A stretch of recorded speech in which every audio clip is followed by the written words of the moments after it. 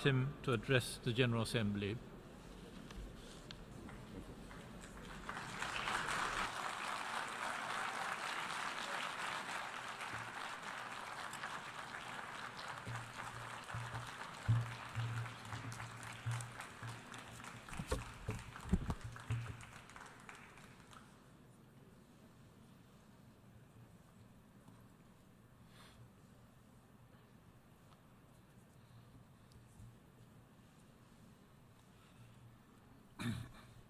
Distinguished delegates, ladies and gentlemen, when I spoke here 3 years ago, Israel stood alone among the nations. Of the nearly 200 countries that sit in this hall, only Israel openly opposed the nuclear deal with Iran. We oppose it because it threatens our future, even our very survival. We opposed it because the deal paved Iran's path to a nuclear arsenal. And by lifting the sanctions, it fueled Iran's campaign of carnage and conquest throughout the Middle East. We oppose it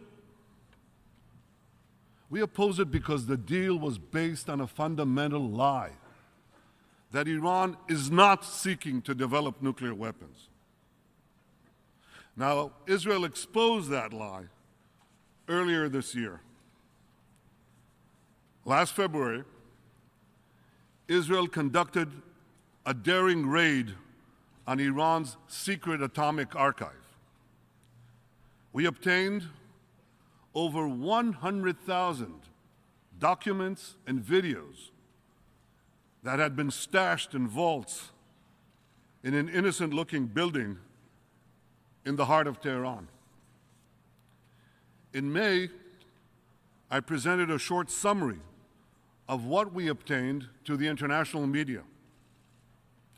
I provided hard evidence of Iran's plans to build nuclear weapons and its plans to deceive the international community. Israel shared this information and even more damning evidence that we found with members of the P5+1 and with the International Atomic Energy Agency. Months have passed. The IAEA has still not taken any action. It has not posed a single question to Iran.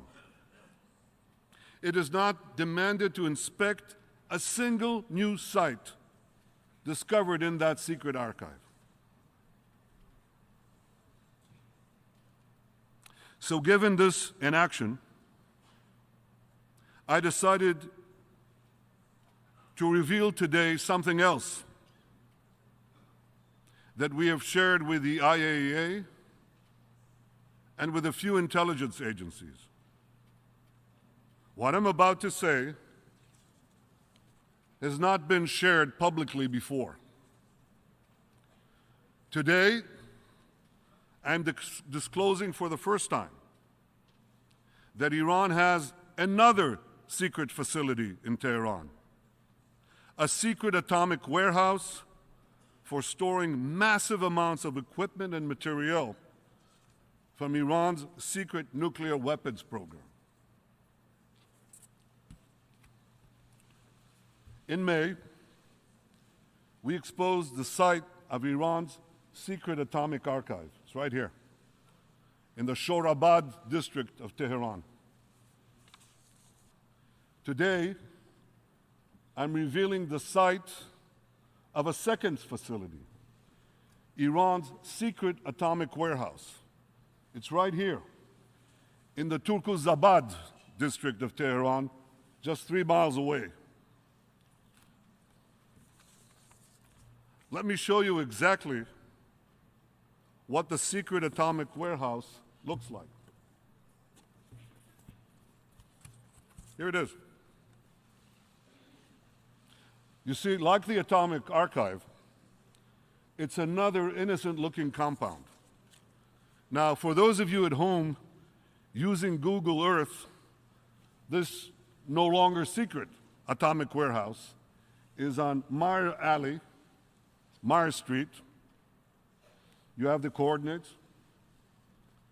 You can try to get there, and for those of you who try to get there, it's 100 meters from the Kalishoi, the rug cleaning operation. By the way, I hear they do a fantastic job cleaning rugs there. But by now, they may be radioactive rugs. This is the second secret site. Now, countries with satellite capabilities may notice some increased activity on Meyer Alley in the days and weeks ahead. The people they'll see scurrying back and forth are Iranian officials desperately trying to finish the job of clearing up that site. Because you see, since we raided the Atomic Archive, they've been busy cleaning out the atomic warehouse. Just last month, they removed 15 kilograms of radioactive material. You know what they did with it?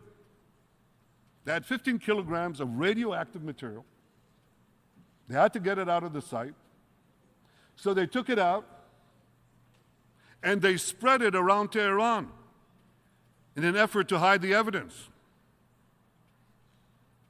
The endangered residents of Tehran may want to know that they can get a Geiger counter on Amazon for only $29.99. As of today, that's just 4 million Iranian riyals. But we'll get to that later. I'll talk about the Iranian economy in a minute. They took this radioactive material and spread it around Tehran. Now, the Iranian officials cleaning out that site still have a lot of work to do because they've had at least 15 ship containers. They're gigantic. 15 ship containers full of nuclear-related equipment and materials stored there. Now, since each of those containers can hold 20 tons of material, this means that this site contained as much as 300 tons of nuclear-related equipment and material. Right here. So, distinguished delegates, you have to ask yourself a question.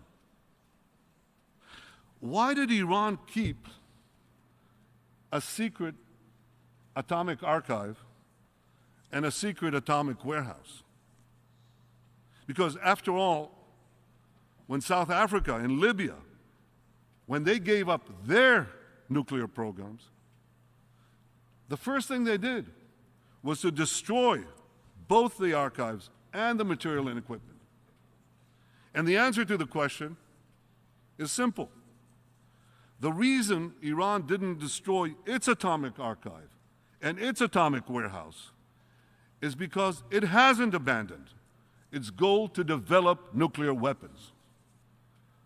In fact, it planned to use both of these sites in a few years when the time would be right to break out to the atom bomb. But ladies and gentlemen, rest assured, that won't happen. It won't happen because what Iran hides, Israel will find. Ladies and gentlemen, I have a message to the head of the IAEA, Mr. Yukiya Amano. I believe he's a good man. I believe he wants to do the right thing. Well, Mr. Amano, do the right thing. Go inspect this atomic warehouse immediately before the Iranians finish clearing it out. Distinguished delegates, do you remember when we were promised that inspections could take place anytime, anywhere, Remember that? Anytime, anywhere. Well, how about inspections right here, right now?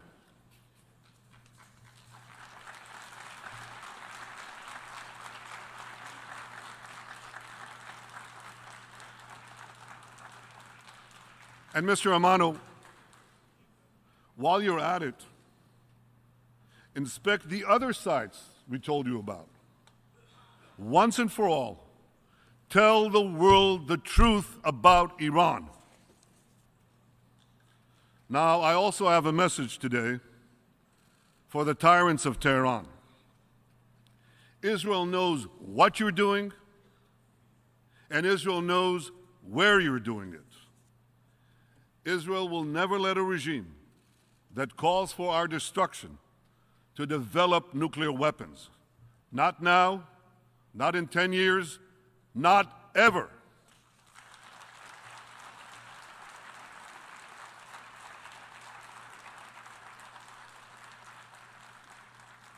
And Israel will do whatever it must do to defend itself against Iran's aggression. We will continue to act against you in Syria. We will act against you in Lebanon. We will act against you in Iraq. We will act against you whenever and wherever we must act to defend our state and to defend our people.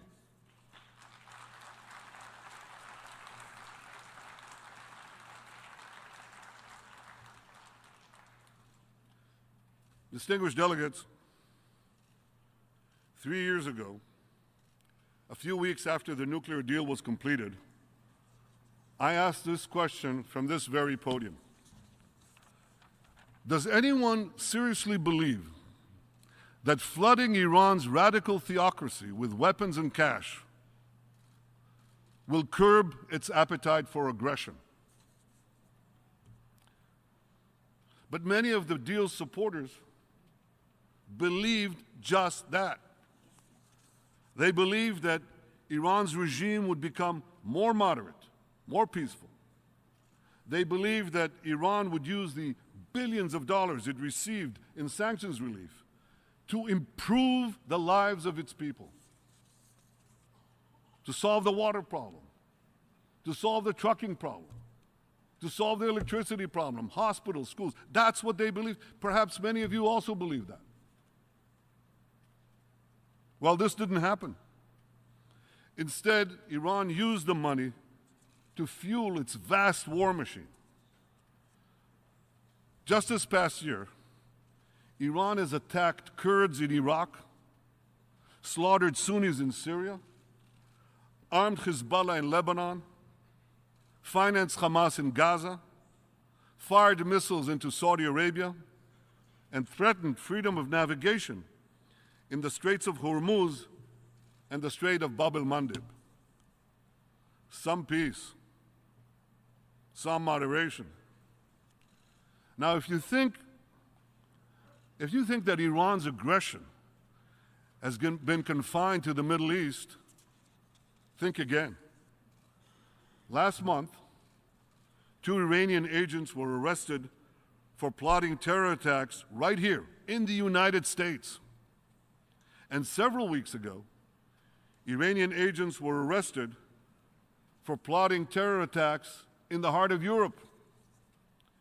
Yet, while the United States is confronting Iran with new sanctions, Europe and others are appeasing Iran by trying to help it bypass those new sanctions. Now, I've just used a word, a tough word, a very strong word, appeasement. And I use it reluctantly. But unfortunately, that's exactly what we're seeing again in Europe. Think about this. The same week, Iran was caught red-handed trying to murder European citizens. European leaders were rolling out the red carpet for President Rouhani, promising to give Iran even more money I'm a historian's son. I have to ask.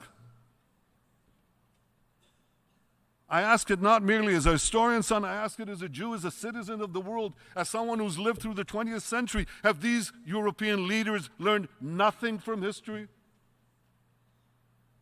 Will they ever wake up? Well, we in Israel, we don't need a wake-up call because Iran threatens us every day. Because despite the best of hopes, and there were many hopes around the nuclear deal, this deal did not push war further away. It brought war ever closer to our borders. In Syria, Iran is trying to establish permanent military bases against us and has already launched missiles and drones into our territory. In Gaza, Iran is arming terror groups to launch rocket attacks into our cities and terror attacks against our civilians. In Lebanon, Iran is directing Hezbollah to build secret sites to convert inaccurate projectiles into precision-guided missiles that can target deep inside Israel within an accuracy of 10 meters. Hezbollah, listen to this, Hezbollah is deliberately using the innocent people of Beirut as human shields. They've placed 3 of these missile conversion sites along Beirut's international airport.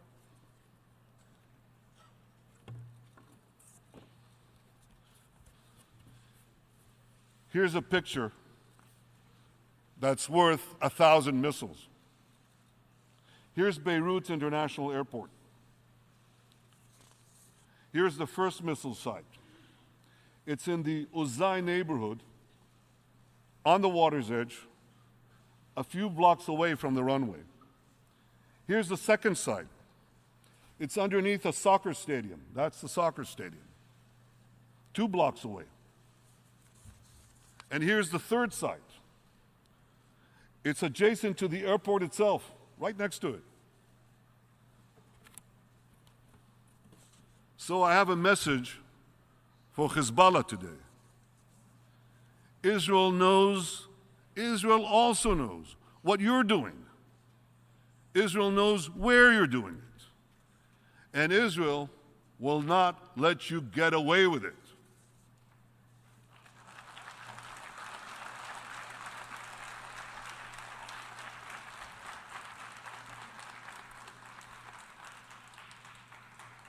Ladies and gentlemen, just as the nuclear deal supporters were wrong about what would happen when sanctions would be removed, they were wrong, dead wrong, about what would happen when sanctions would be restored. They argued that U.S. sanctions alone would have little economic impact on Iran. That's what they said. Really?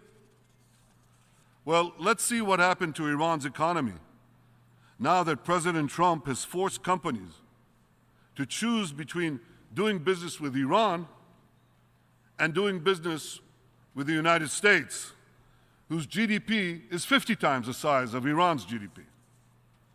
A year ago, Iran's economy was booming. Now, it's collapsing.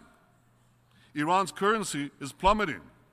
Inflation and unemployment are soaring. British airlines, German banks, French oil companies, Japanese oil importers, and many others are scrambling to get out. If that's little economic impact, imagine what will happen with the next batch of U.S. sanctions imposed in November. The deal's supporters were also wrong when they argued You have to believe that they argue this. I mean, I had many arguments with them. They also argued that restoring sanctions would rally the Iranian people around the regime. Well, they're definitely rallying, but not around the regime. They're rallying against the regime. They're not chanting death to America. They're chanting death to the dictator. They're not chanting export the Islamic Revolution. They're chanting leave Syria, leave Lebanon, leave Gaza, take care of us in Iran.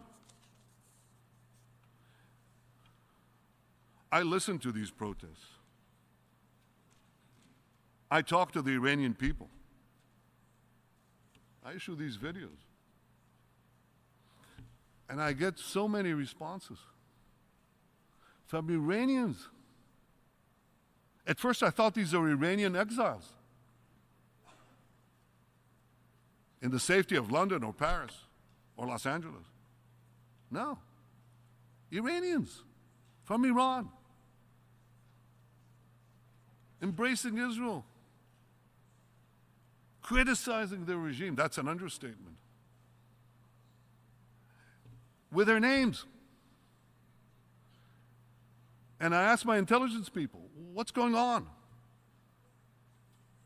And shortly after, the protests broke out, not because of what I said, but it was an indicator of something extraordinary that was taking place there. Because in these protests, the Iranian people are showing unbelievable courage. From the urban centers to the outlying villages, and it's embracing now the whole of Iran. From the striking bazaar merchants to the young women uncovering their hair.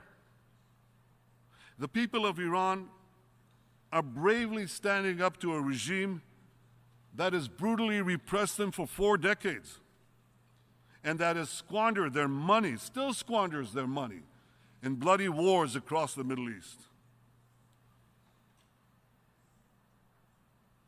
So here's what I say to Europe's leaders and to others.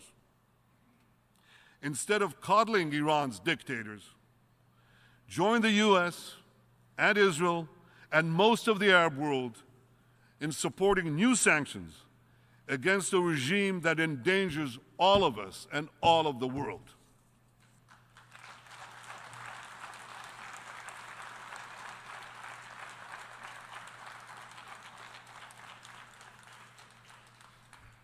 Israel is deeply grateful to President Trump for his bold decision to withdraw from the disastrous nuclear deal with Iran. Many, many of our Arab neighbors are also grateful. And everyone who cares about the peace and security of the world should also be grateful. But, ladies and gentlemen, I have an important confession to make. This may surprise you, but I have to admit that the Iran deal has had one positive consequence, an unintended one, but a positive consequence. By empowering Iran, it brought Israel and many Arab states closer together than ever before. Closer together than ever before in an intimacy and friendship that I've not seen in my lifetime and would have been unimaginable a few years ago.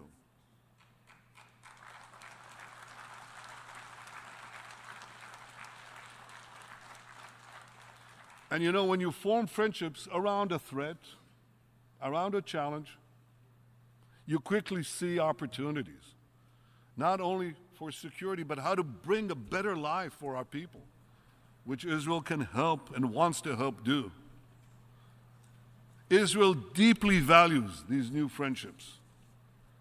And I hope the day will soon arrive when Israel will be able to expand peace, a formal peace, beyond Egypt and Jordan to other Arab neighbors, including the Palestinians. I look forward to working with President Trump and his peace team to achieve that goal. I also want to use this opportunity. We're here at the UN, a place I know because I served here as ambassador many years ago, for many years. So I know something about the UN. So I want to use this opportunity to express Israel's appreciation to President Trump and Ambassador Haley for the unwavering support they've provided Israel at the United Nations.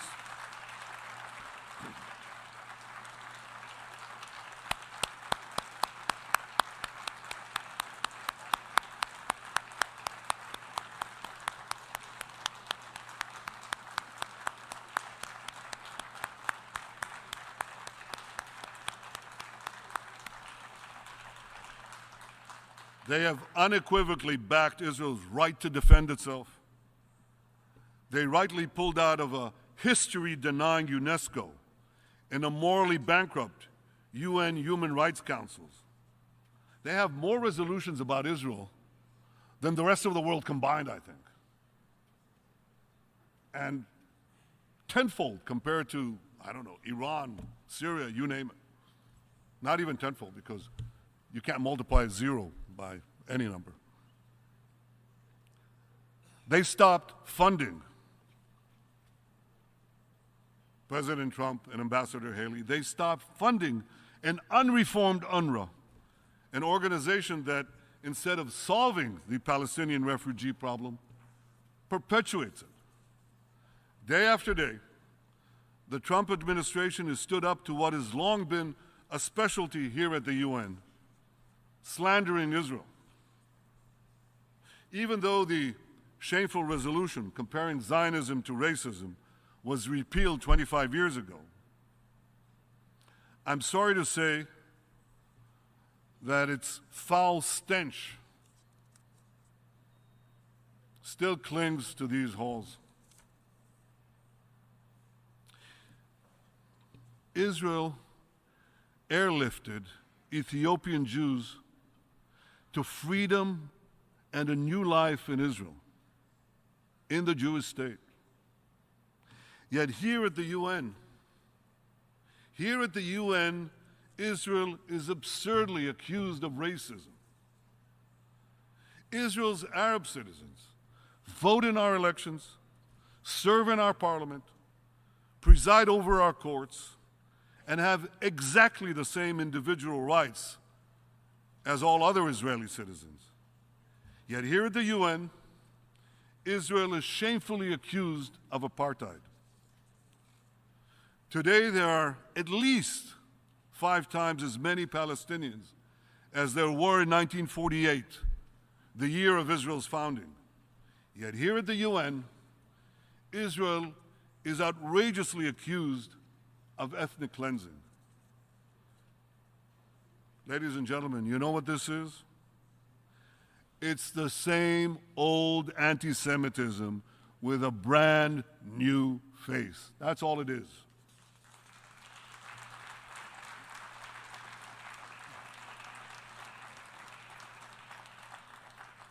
Once it was the Jewish people that were slandered and held to a different standard.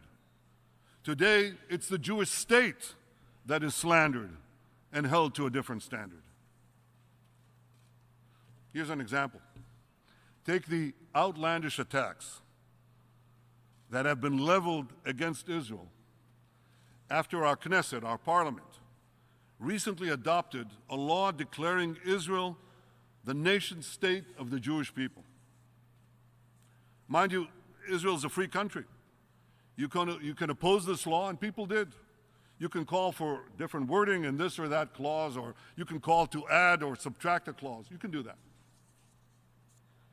But when Israel is called racist, Israel is called racist for making Hebrew its official language, and the Star of David its national flag. When Israel is labeled an apartheid state for declaring itself the nation state of the Jewish people. This is downright preposterous. And you know why?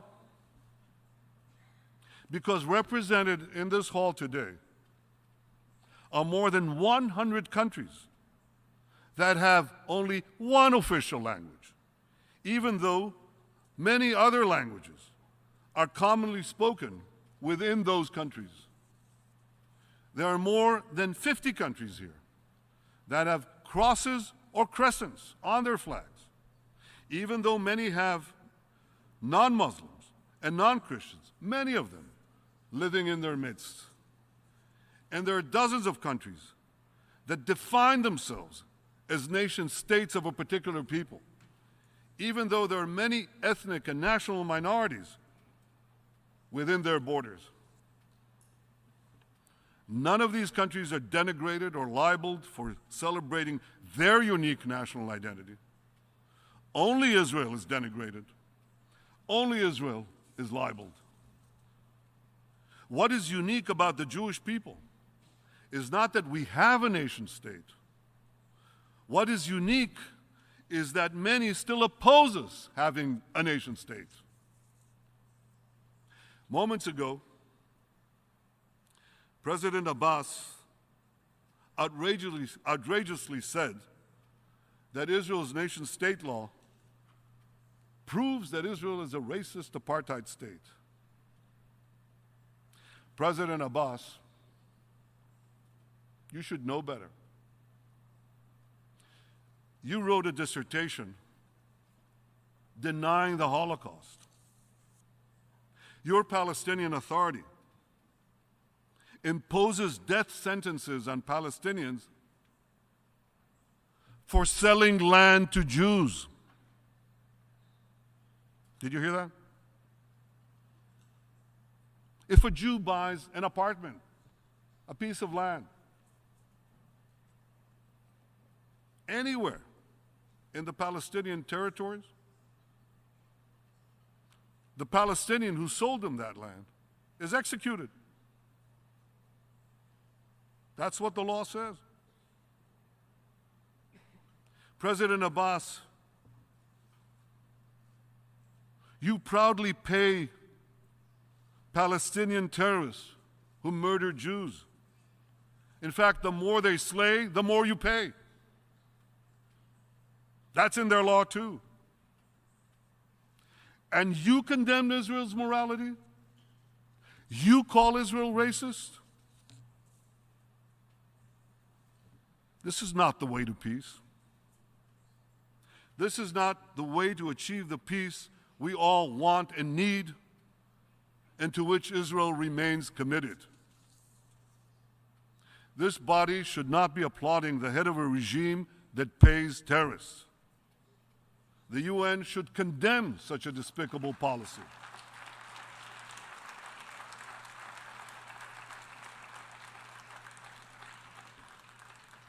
And the UN, which brokered a ceasefire in 2014, should demand that Hamas release our fallen soldiers, Oron Shaul and Adar Goldin, who was kidnapped when Hamas violated that very ceasefire.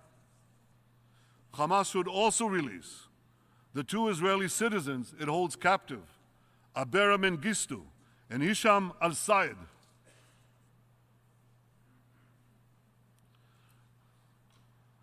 Ladies and gentlemen,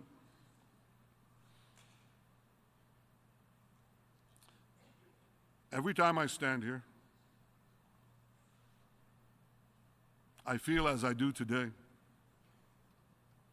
I am privileged to stand here as the Prime Minister of the Jewish and democratic state of Israel.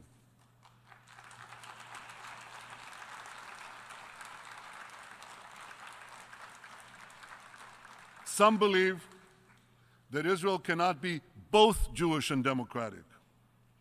This is false. Israel is both, and Israel will always remain both. Ever since Abraham and Sarah made their journey to the Promised Land nearly 4,000 years ago, The land of Israel has been our homeland. It's the place where Isaac and Rebekah, Jacob, Leah, and Rachel carried on their eternal covenant with God. It is where Joshua made us a sovereign nation, where David ruled and Isaiah preached, where the Maccabees fought, and where Masada fell. It's the place from which we were exiled and to which we returned, rebuilding our ancient and eternal capital, Jerusalem.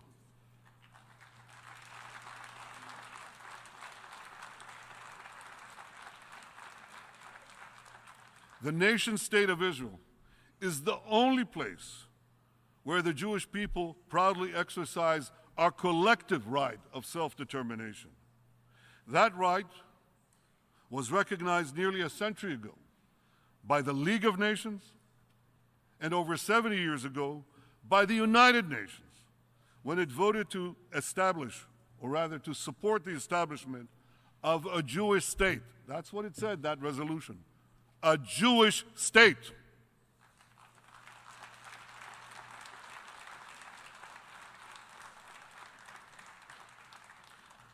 At the same time, Israel is a vibrant democracy where all its citizens, Jews and non-Jews alike, enjoy equal individual rights, and these rights are guaranteed by law.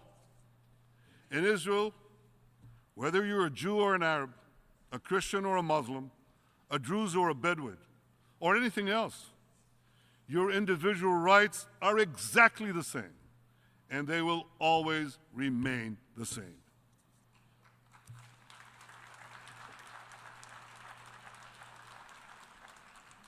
In the Middle East, that's not obvious.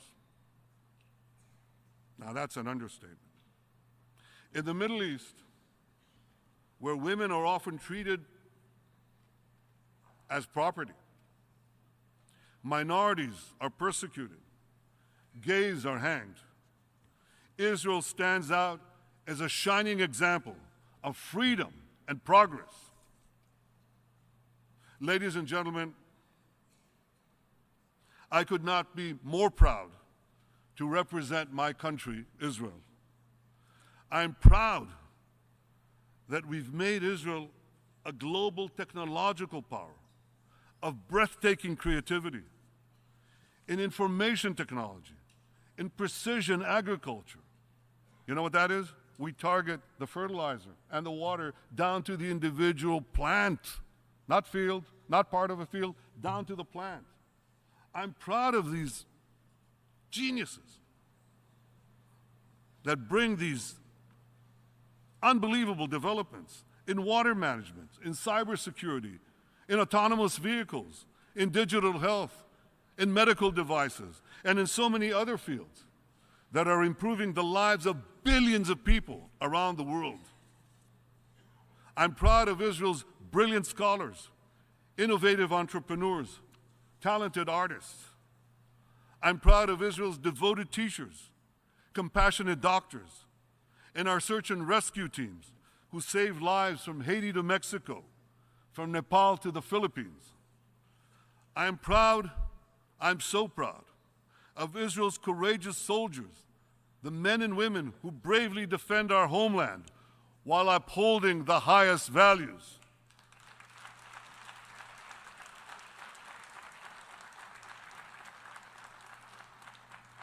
And most of all, ladies and gentlemen, most of all, I'm proud of the people of Israel who draw extraordinary strength from the deep wellsprings of our heritage, who possess an unbreakable spirit, and who are determined, as ever, to build a secure and magnificent future for the one and only Jewish state.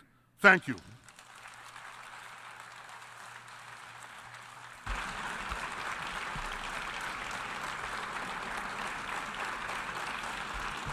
On behalf of the General Assembly